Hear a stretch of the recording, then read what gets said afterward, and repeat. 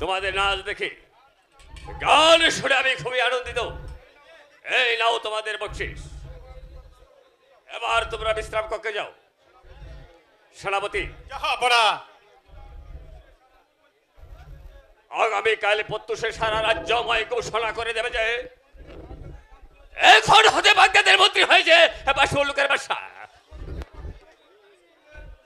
এখন আমার হুকুম অনুযায়ী কাজ করলে যার বেতন আছে 10 টাকা তার বেতন হবে 20 টাকা, যার বেতন আছে 20 টাকা তার বেতন হবে 40 টাকা।